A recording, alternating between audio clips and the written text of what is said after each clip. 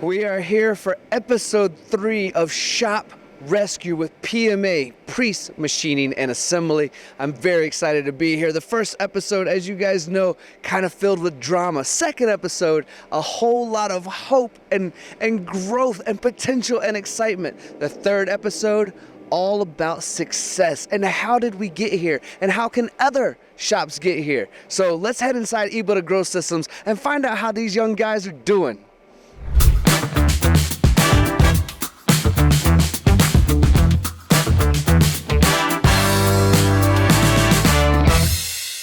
Welcome to Shop Rescue. So, we have, I think the most important thing in everything that we do is to meet our mission statement. Our mission is impacting lives through improving business performance. So, as we look at this whole Shop Rescue project over the last 6 months, how do you think we've met that?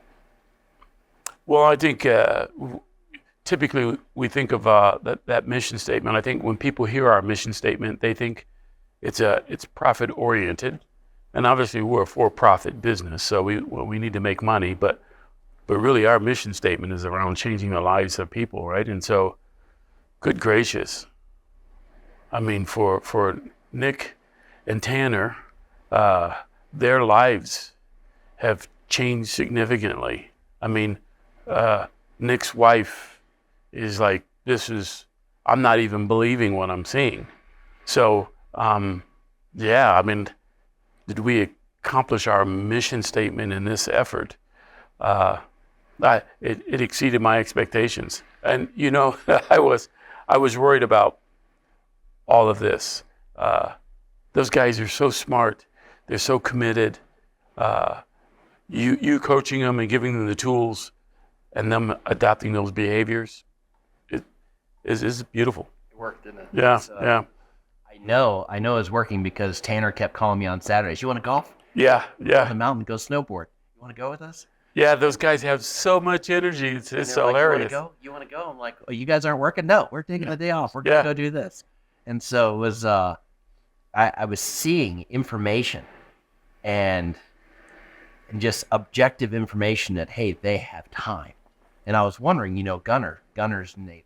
The dog, yeah. The dog. I was hoping it was not going to.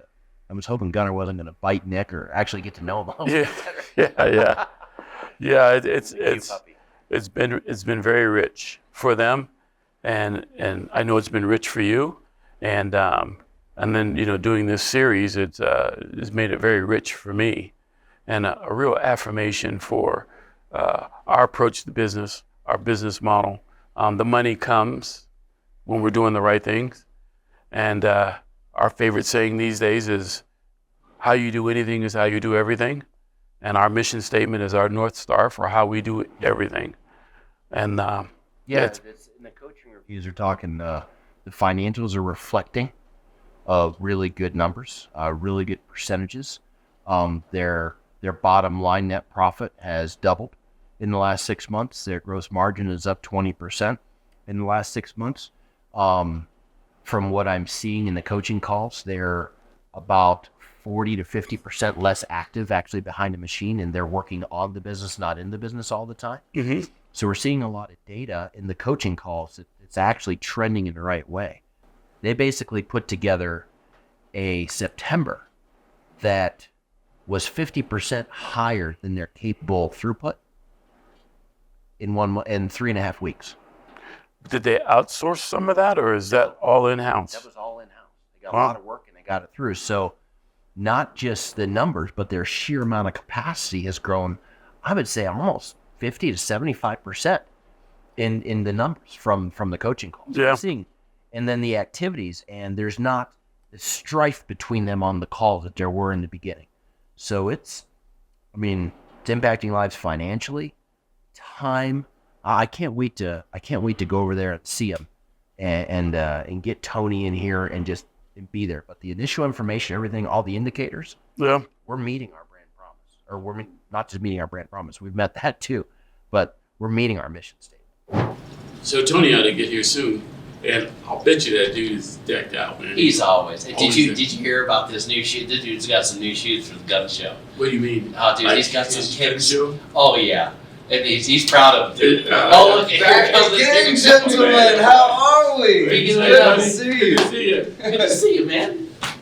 Yeah, you got on the sneakers. Look, I love check out the shoes. I told you. We have the gun show shoes by Vans. I love it. This is Shop Rescue. Hi, my name is Alex Renner. I'm an implementation project manager at Paperless Parts, the leading quoting and estimating software for manufacturers. For the little guy, really what we're all about doing is setting up a process that's repeatable, putting guardrails in place so that a shop is gonna make money on the jobs that they do win, be able to filter out the jobs that maybe might not be the right fit for them, and at the end of the day, save time and drive more profitability for their business. I'm truly bought into the mission.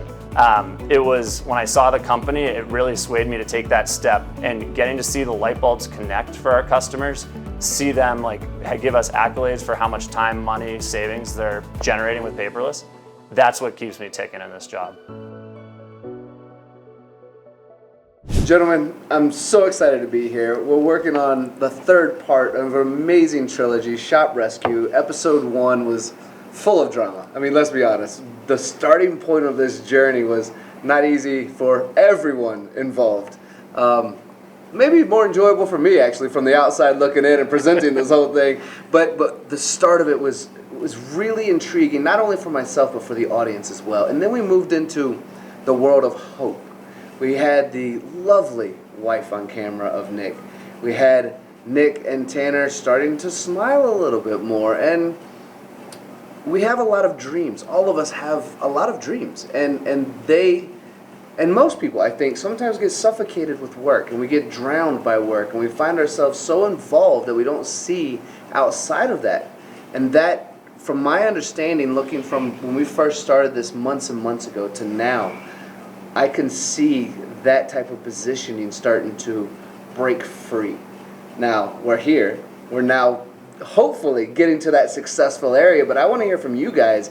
Did we make it? Did we get to the success? Did Nick and Tanner do what we had hoped this whole time? Well, I have to tell you, it's tracking with my trepidation. My trepidation matched, I think, Nick and Tanner's trepidation. Like, can we get there from here? Dave was always confident that we could, but from the beginning, loved the guys, but I just wasn't quite sure, with their size and where they were at the time. Just a shop that made really difficult parts all the time. And wanted them all the time. And wanted them all the time. I didn't know that we could get them there. So I had some trepidation. They had some trepidation. Dave, we're good. And so by the time we did the second of the series, I was like, okay, maybe we can get there. And those guys were like, maybe we can get there. Yeah. And so, along that journey, I think Dave has been coaching them. And of course, when we get together and we talk about our clients, what's the status? How are things going? He's only had good things to share. Well, Dave, let's talk about that coaching, because I obviously interrupted you on the whiteboard, talking about the whiteboard and having that conversation and just barging in and coming across that. So what has been some of the coaches' strategies? How have you worked through some of the obstacles that may have come up over the last few months to help them get to where you knew they could be and they wanted to be? Well, I think our coaching process, we've seen it dozens of times. And when you apply our process step by step, we've seen companies go from A to B and being able to achieve what they really want to achieve, what they hope for. So the first thing we really look for is somebody that wants to listen, somebody that has a hunger for success and is willing to take some outside advice. Because if you don't have that, you can't get anywhere. Mm-hmm. And Nick is the kind of guy that he's cerebral. So he likes to think about things and stew on them for a minute, and then, okay, if they make sense, he does it. Tanner's the kind of guy where it's like, okay, if this makes sense, okay, let's do it. Why didn't we do this 5 minutes ago, right? So it's like, check, number one. Number two, got to make sure that they have good quality parts, that they make good quality stuff, because you can't grow a business with junk, with bad processes, with bad quality. You can't. So, and they make good parts. They're making parts on time, making difficult parts. and they're smart and they want to listen. So they checked all those boxes. So we really drilled down into what's your marketing and sales process, how are you getting awareness? And then once it gets in the shop, how do you process the jobs through the shop? And how do you track them to make sure it's right? And then from there, who on staff is ready to pick those things up and move them forward to where you don't have to do everything? And then on the financial side, how do you measure your success?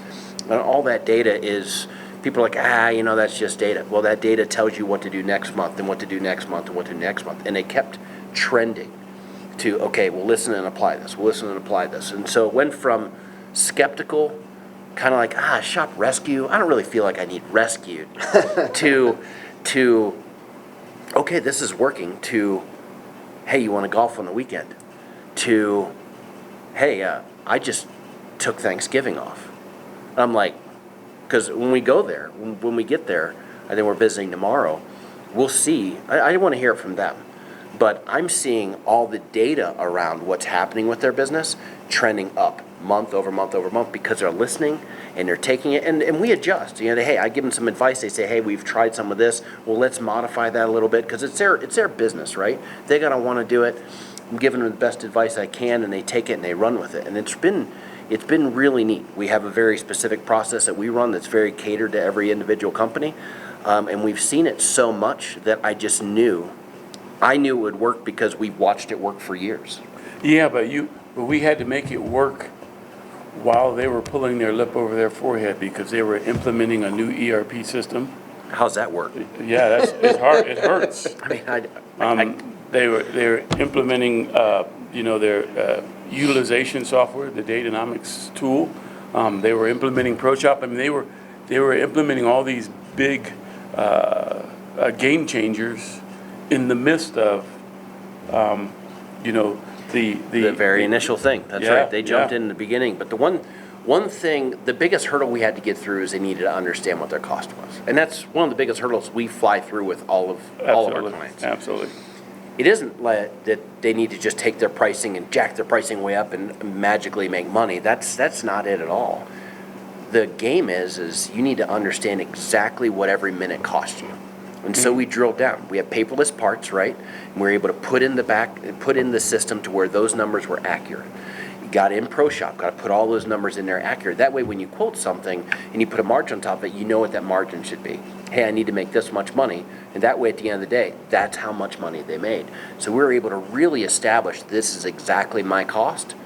And then this is what the market will bear for this. And some jobs are a little skinnier, right? But at least they know what their floor was. Before they didn't know what their floor was, and they were accidentally lowering their floor. And the only way to overcome lowering your floor is to work a whole bunch more hours. So they work their 8 hours, right? And they give another 8 for free to compensate for having a floor that's too low. And that's what drove them to work so many hours and just never have time off because they couldn't. If they took their foot off the brake for a second, they would just run out of cash. Mm-hmm. So I think in the last call, I think their cash is 5 or 6 times greater than it was day one. That's what they're sitting on today compared to what they were 6 months ago. So and they require less top-end revenue to get to the same operating profit because their gross margins are growing. How many shops out there, guys, do you think go through very similar situations? I mean, when we first started this journey, we talked about the possibility, the potentials of how this show might affect and inspire so many other people out there. And we came across a conversation that seemed to be either rippled or mirrored or however echoed, whatever adjective you want to use, that has been seen where there are so many great machinists out there. I mean, machinists are incredible and they'll work at a job and feel like they either deserve more or can do it on their own, whatever route emotionally takes them to starting their own machine shop, right? And they get to that machine shop and they are making some of the most difficult parts on the planet. They're able to machine, and then we have to talk about the business side of things, the front end and the back end, to make sure the quality is there, to make sure shipping is taken care of, to make sure service and customer service and phone calls and follow-ups are all there. The quoting, as you guys have both just talked about. How many shops out there do you think go through very similar situations that could use an EBITDA Growth Systems, maybe hop on this show, or even will just be inspired by watching it, thinking, I can implement some of these partners as well, some of these companies that can allow me to just realize more information without having theoretical ideas or tribal knowledge going through my shop of what might be happening? So I'm a tool and die maker, so let's talk machine shops specifically. Mike and I in the last 4 years have probably been in about 1,000 shops between our clients and other shops we visited and tours. And I would say 80% of those have a disparity from what they say is their cost and what is their real cost. Understand, because that's the foundation of everything. It's how much does it cost me on an hour by hour basis to run my shop. So, and there's machine shops. I believe there's like 27,000 machine shops in our country, in the United States. So with that said, I would say 80% of those. That might be modest, because That might be modest. it's in our experience that firms are somewhere between -5 in terms of operating profit, -5% and 5%. That 10% swing, some are at 0. And Dave and I really feel like a machine shop should be at 20% or greater. So that's the opportunity for small to medium machine shops out there, if they can employ a system that makes them have the right behaviors from a business acumen standpoint. There's just tremendous wealth to be generated. And I'm really biased about our data. There are a lot of organizations out there, a lot of articles out there that send surveys and say, fill out your profitability.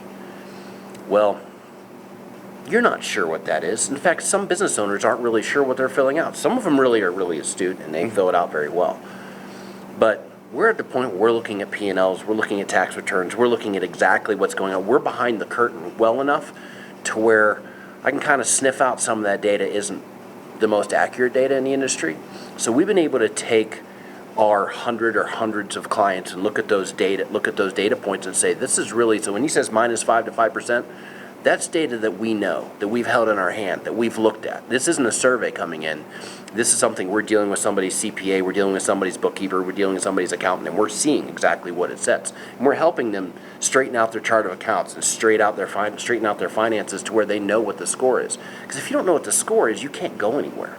You have to have a great attitude, but you have to know what the score is. It's like playing a football game in the fourth quarter and you're down by 7, and you don't know what play to run because you don't know that you're in the fourth quarter, right? It's hard to play a soccer game when you're down by 1 goal and you have 2 minutes on the clock. Well, I don't even understand the clock in soccer. Just goes it does whatever. You're really going to do this to me on camera while we're recording? Thanks for that, by the way. So with that being said, we could probably talk about this all day, and the audience probably would enjoy learning from us, but we want them to also reach out. However, I think it's important that we go ahead and head over to Preece and talk to Tanner and talk to Nick and talk to, one second, Elaine, right? Elena. Elena. And talk to Elena and see what their truth is, to see if what we think is true is actually true. Let's be the video version of all of these implementations of the pro shops and Datanomics and paperless parts. Let's go see the truth. Can we do that? Are we allowed to fly on or walk on over there, drive on over there? However are we going to get there? Can we get ready there? for us tomorrow morning. We need to, because Mike and I can say whatever we want, but we need to just shut up and listen to what they say their journey was. And we need to hear from their heart how they feel this was. I have some data, and I have some coaching comments, and I have notes and all kinds of stuff. But I want to hear what they think. And at the end of the day, how it impacted them personally. Yeah. Because at the end of the day, that's what's important. Agreed. And I look forward to doing that tomorrow. I look forward to swinging by there, seeing what they're up to, giving them a high five, congratulating them, or whatever we find out, right? But I'm excited to see. Us out. You never know. Yeah. But that's what I want to find out. They might kick us out, but with Tony's shoes, we'll get in. Yeah, we'll get in. That's true. I wear my fishing shirt. He's got his shoes. We're in shape.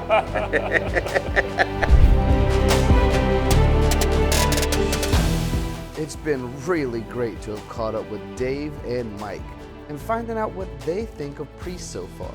But now it's time to hear from the guys at Preece themselves on how they think they've improved.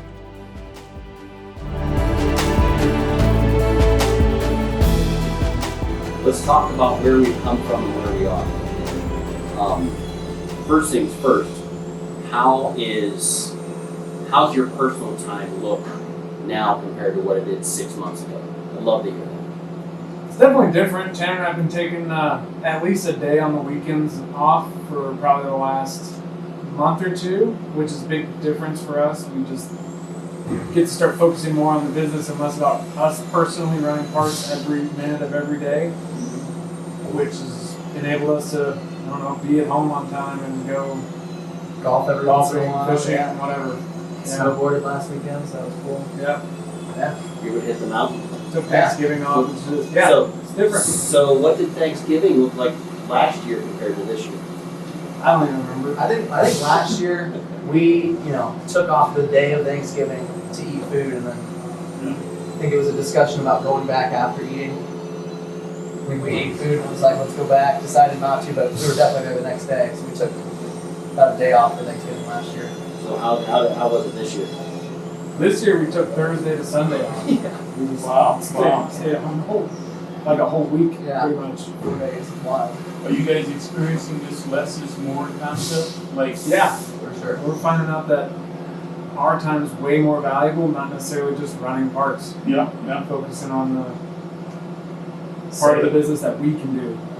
In meeting Nick and Tanner in the beginning, they've always been brothers. They've known each other their whole lives, right? But they've been friends, and they've done business together and done some life together. But it's been neat to get over a few of the hurdles that they go through, and they did that together, and they made these choices together, and they drove their future map together and their business plan together, and they're doing so much together now that, as you heard in Tanner's clip, where he goes on and on about Nick's his best friend too, and they become closer and closer.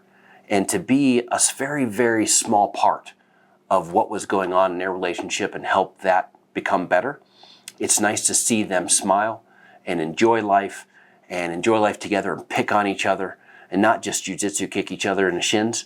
It's great to see that, and it was fantastic to be a part of it. But I'm so proud of those guys, and I'm so happy that not just business is getting better, but their personal relationship is going to the next level. Now, have you been able to structure the business? I mean, so you guys aren't running parts day in and day out anymore. You're helping out in the shop and doing things. But what does the balance look like now compared to when? Are you finding it more valuable, things flowing through better because you're able to manage the whole operation more? I mean, how many more people do you have now than what you had? I don't know how many more people we've added. We've probably added 1 or 2 more people through the last 6 months, but we have, we're definitely coming up on growing pains, like with flow, but I think things are smoother. It's not as much like Tanner and I need to, like I said, every second of every day be running a part or staying late to run parts once people have gone home. Tanner and I are really focusing on growing the business and Focusing on picking out things for ourselves, like trying to build really, really secure and processes. Yeah. That way it's easier for us to just kind of do management stuff or work on the business, work on getting sales, things like that. So been building a lot of processes, creating some video content, trying to do some more marketing, stuff like that. Let me talk about value and about how we felt 6 months ago and how we feel now. I think 6 months ago, which kind of goes back to your other question, is Nick and I were kind of divided on how to quote things. And I think a big part of that for him was because he grew this shop from the ground up, just trying to get good customers in. And then he gets a customer and he's like, I don't ever want to lose this customer. I don't want to lose a single job that they send me to quote. And I came in later, and I came in from running another business.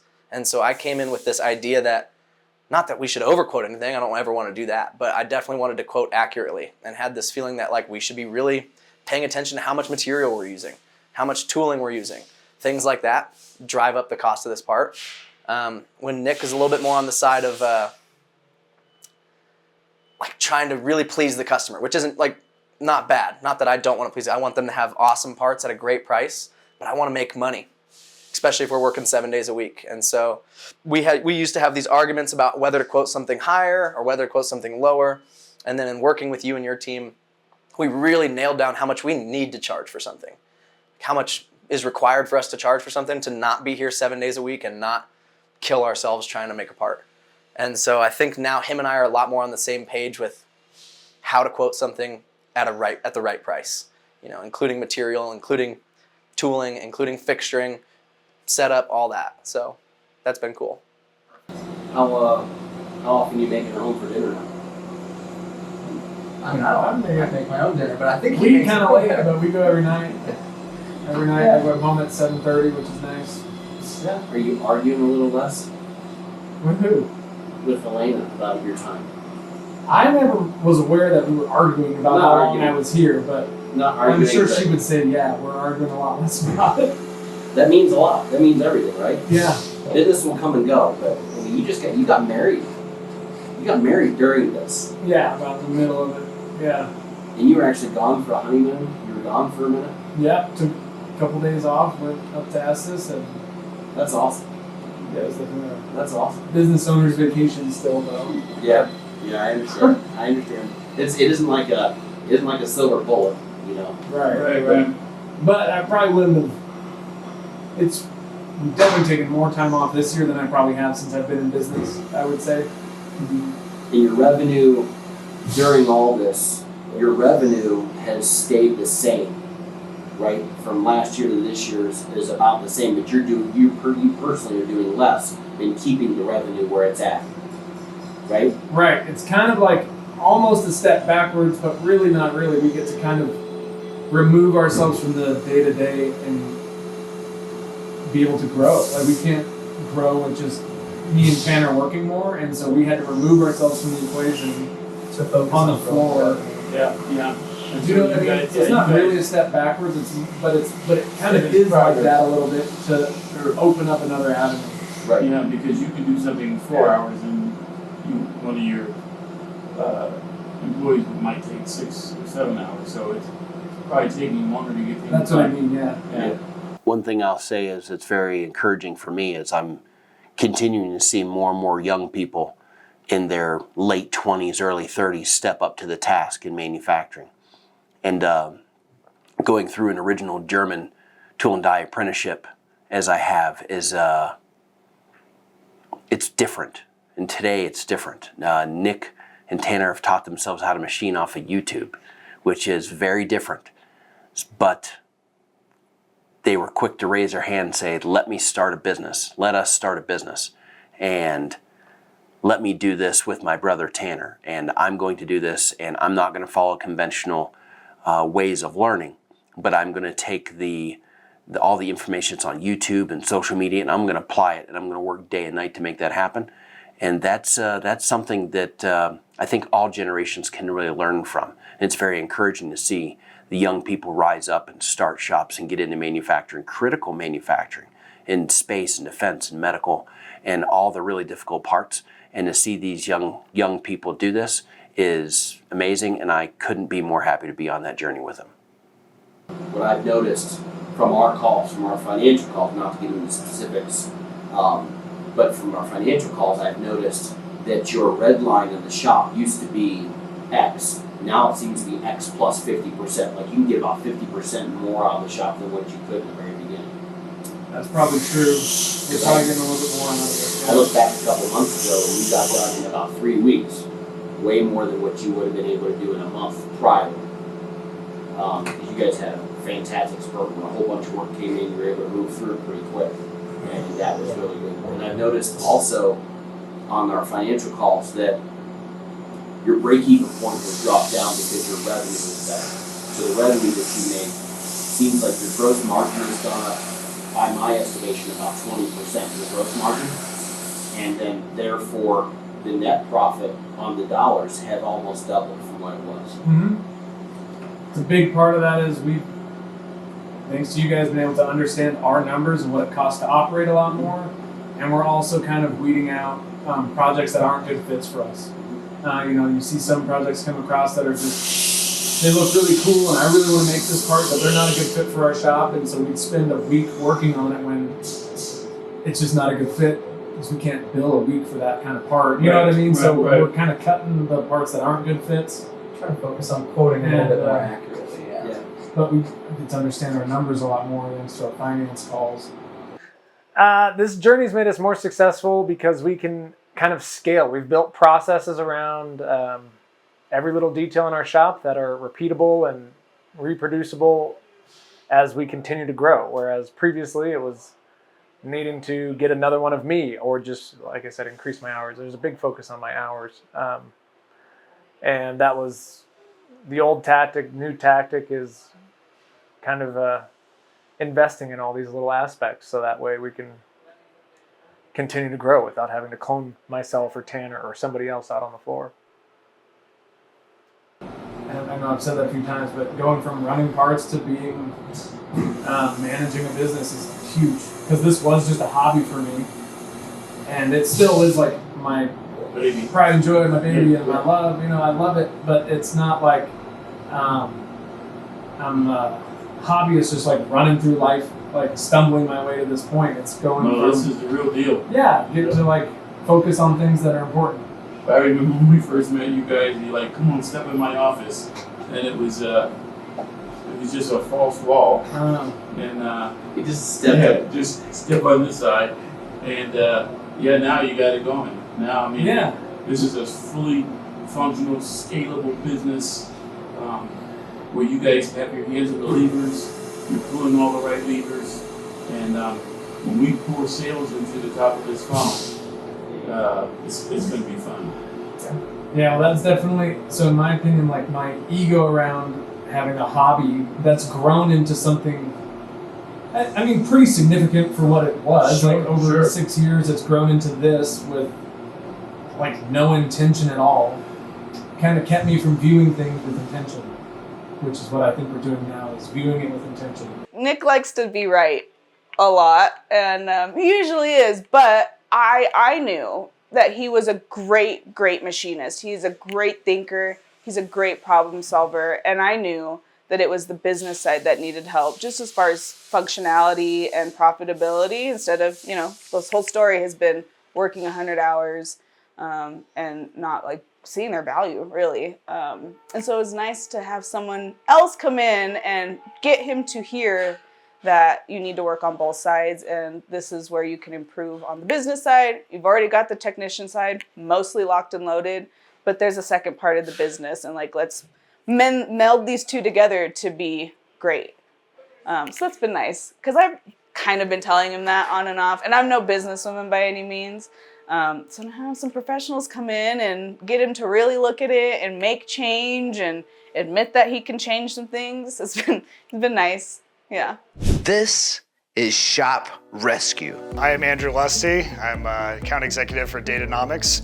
We are the next generation of production intelligence in manufacturing. Well, our slogan is make manufacturing great again, and well, the little guy is where it all starts. Every 2-guy shop, 5-machine shop turns into a 50-machine shop, and participating, right, is back to really our roots. The outcome I'd love to see is looking at even the little guys and the smaller manufacturers and understanding how they can create an ecosystem of technology that allows them to force multiply, right? And through that, right, is really all about being efficient, and that's what I think everybody here is bringing to the table. You've gone from a job shop to a machine shop to now you're a precision machining organization. Yeah. It's the maturity of the back office and what you're doing on front as an owner and as ownership. Seeing a lot of maturity. You guys, well, I mean, you called me the other day talking about your business plan for next year. Hey, we talked about this. We spent the afternoon talking about this, and this is what we're doing. This is what our goals are, and this is what we got to hit. We know exactly why. These are the rocks we want to move. These are the normal meetings we're going to have.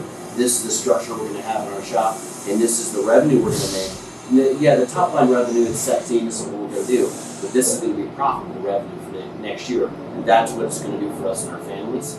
And that's just fantastic to see. Because now you have a plan. Yeah.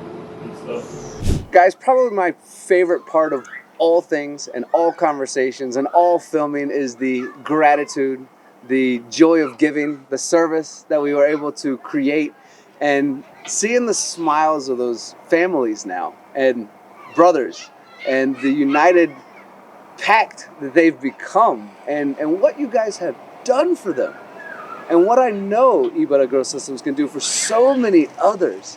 This to me is my favorite part as we close out just months and months and months of hard work. Thank you, gentlemen, for allowing MTD to be a part of it. But let's talk about how it's made you guys feel as well.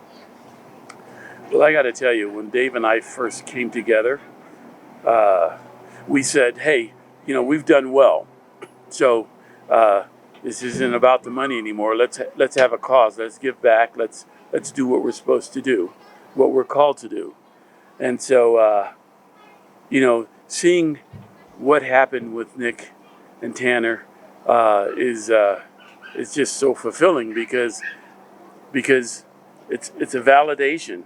We said we're going to give back, and we're gonna share what we know, and we learned a lot from Nick and Tanner too. I mean, so it's been rich. It's been wonderful, and I'm just so excited to be able to tell the world that what Dave and I set out to do, we're doing, and we're going to continue to do. And if you want to be a part of it, great. We'd love to come alongside you. I like it. Dave, how about yourself? How's this whole thing made you feel? This has been pretty special for me because when I looked at Nick, I saw myself when I was younger and I was working 90 hours a week and not seeing my family, and when you get older, you realize how much you sacrifice. When you look in your kids' eyes, it's like, I wasn't there. So I caught on to that before all my kids were out of the house, but it took me way too long. So when I see somebody going down that path, I just want to help them. With every fiber of my being, I just want to help them. And then, Mike and I have set out to do this with as many companies as we can to make an impact. And we see it time and time again. And I called you with this crazy idea, Shop Rescue, right? And we sit in Cleveland, we said, we iron this out, this is how we're going to do it. And it's like, okay, we've seen this dozens of times with our other clients, but we've never captured it on film. So it's like, I hope this goes like all the other ones, right? Yeah. But then I saw something in Nick's eyes, and I was like, we can do this. And that's why I've been confident from the beginning. But to really impact lives, when you watch Elena and her talking about, this is where I was, and I really resented the shop, to now she celebrates it. And she can celebrate it alongside of her newfound husband. She's actually working there as part-time or as something crazy. As well, right? Yeah, it's crazy. Yeah, that is crazy. Yeah. But it's so, it's unexplainable how rewarding it is to see these young men and this young man that just got married turn over a new leaf. And just because we were able to execute on a few things, they had a lot of guts to say, hey, I'll be the first shop to align myself with something called Shop Rescue, which makes me look helpless even though I'm not. And I'll step out there with all kinds of courage, and I'll do this, and I'll be the first one, unknowing. Basically, hey, Dave and Mike, we're going to trust you, that you're not going to make us look like fools. With a blindfold on. Yeah, trusting you. We do have to give those guys props for that, right? They stepped up, and you know what? Those young men are going to they're going to really reach all their goals and dreams because of how they are and how they behave. We're able to teach them some basic behaviors and really lean in and give them some good advice. And I know we'll be friends for a really long time, and we keep our clients average 3 to 7 years. So I imagine we'll hang on to them for a while. But I couldn't be more proud of those guys. And it's really touching. It was really touching. I'd like to talk a little bit about community as well, because when this was first announced, you've already mentioned, Dave, we were in Cleveland. It's kind of a far-fetched idea. Mike, you've mentioned a couple of times I didn't really believe in it right away. Maybe believe is a strong word, but certainly questioned it from the start and then started to fall into it. But we all did. And not only did the three of us, but there's a community that involved themselves in it as well, that saw an opportunity to really help. And yes, we're all on camera right now. We all get to participate in sharing a story to a very broad audience, but at the same time, it was about service from the get-go. So let's talk about the community that surrounded this whole project as well. Well, I think Paperless stepped up. Paperless Parts, Jason Ray, I talked to Jason. Jason said, let me plug you into my marketing people. And I want you to talk to them because I think this is something we really believe in. And we want to be your premier sponsor. And he stepped up right away. And I celebrated an anniversary working with Mike, and he sent me the kindest message about how we're making an impact together. And hats off to Jason and everything he's done with that company and how they were first in line to do this. Thanks to you and MTDCNC for saying, okay, we'll do this. It's a little crazy, but let's do it. Right? You can talk about Paul and Kelsey, so fabulous people. They stepped up. Yeah, and we say that small to medium-sized manufacturers is the backbone of manufacturing, and manufacturing is the backbone of our nation. But it takes healthy companies. So all of our sponsors were, hey, we support all of our small to medium manufacturers, but the idea of us helping them to be healthier, they make better clients for us, obviously. So there's that piece, but also those guys all believe in small and medium-sized manufacturing and how important it is to our country. And so I think that was the community focus. This is going to be the first of many companies that we make healthy because they're so important to us. But we got ERP with ProShop. We got Datanomics with the data that gave Tanner understanding of how long their setup times really were. Paul was in the shop today with Nick and Tanner, saying, hey, let me show you a couple things. Alex from Paperless, hey, let me show you a few things. Blazer stepped up and say, let me give you some oil, let me help you out. AeroX, Edge, PEG is like, hey, what can I do to help you out, help you find some people, because they're fantastic at finding people, and they're licensed in like 40 states. And they're growing, so they needed that support, yeah. It has been, I don't want to leave anybody out. Juergens with the quick change tooling. It's just been fabulous. And all these people, when we reached out and said, hey, because we weren't really looking for sponsors, you said, hey, people in the community want to be part of this. And you said, reach out to these people. So we did. IMTS was like, hey, we want to display this. We want to show the world that if you're a shop in need and you're hurting, we want to do this. All these people were like, you mean make a difference? We're not just selling a product, but make a difference in somebody's life at home? Sure. Heck yeah, let me sign up. And I've never asked for sponsors, all this stuff in the past.